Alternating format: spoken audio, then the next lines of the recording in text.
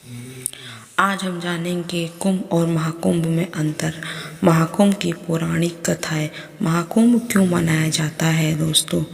महाकुंभ की कहानी का उल्लेख कई पुराणों, विशेषकर भागवत पुराण, महाभारत, विष्णु पुराण में मिलता है। इसकी कथा समुद्र मंथन से जुड़ी है। समुद्र मंथन की कथा पौराणिक कथाओं के अनुसार एक बार देवता और असुरों के बीच युद्ध हुआ, जिसमें देवता हारने लगे। उन्हें अपनी शक्ति वापस पाने के लिए अमृत की आवश्यकता थी। भगवान विष्णु के मार्गदर्शन से देवताओं और असुरों में मिलकर क्षीर सागर के दूध के समुद्र का मंथन किया। मंथन के दौरान कई रत्न और मूल्यवान वस्तुएं निकली, जिनमें से सबसे महत्वपूर्ण अमृत कलश था।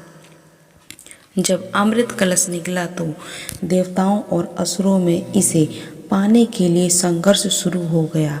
भगवान विष्णु ने मोहिनी रूप धारण कर असुरों को अमृत से वंचित कर दिया, किंतु इस दौरान अमृत कलश से कुछ बूंदें धरती पर गिर गई। यह बूंदें 4 स्थानों पर गिरी।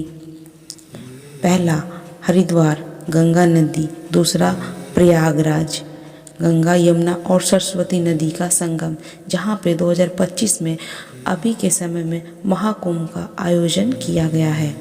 तीसरा उज्जैन क्षिप्रा नदी के किनारे। चौथा नासिक गोदावरी नदी के किनारे।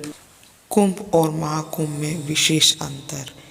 महाकुंभ इन स्थानों पर प्रत्येक 12 वर्ष बाद महाकुंभ मेले का आयोजन किया जाता है।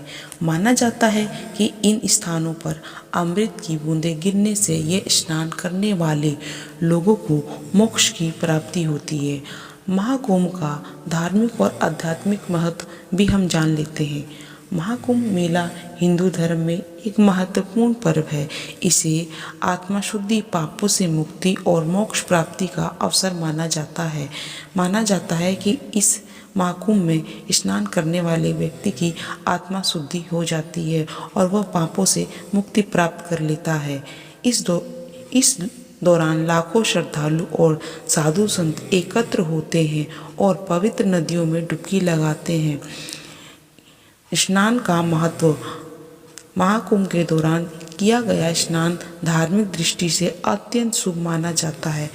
ऐसी मान्यता है कि इस स्थानों पर अमृत कलश की बूंदें गिर के कारण वह स्नान करने से सारे पाप धुल जाते हैं और यही मान्यता है कि पूरे देश भर से साधु महात्मा, नागा साधु आदि इस महाकुंभ में अपने पवित्र स्नान की पूर्ति के लिए एकत्रित होते हैं। अखाड़ों और साधु संतों का संगम यहाँ पर महाकुंभ में देखने को बनता है।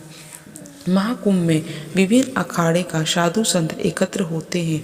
अखाड़े विभिन्न संप्रदायों से धार्मिक संगठन होते हैं जो हिंदू धर्म की परंपराओं को बनाए रखते हैं।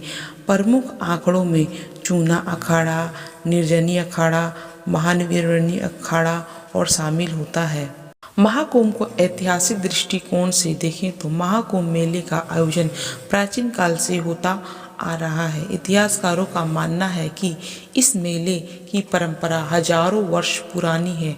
प्राचीन काल महाकुंभ मेले का उल्लेख हर्षचरित और रजत गिरणी जैसी प्राचीन रचनाओं में मिलता है। चीनी यात्री हेनसंग ने भी अपने यात्रा वृत्तांत में कुंभ मेले का उल्लेख किया। अब हम जानेंगे कुंभ मेले के प्रकार।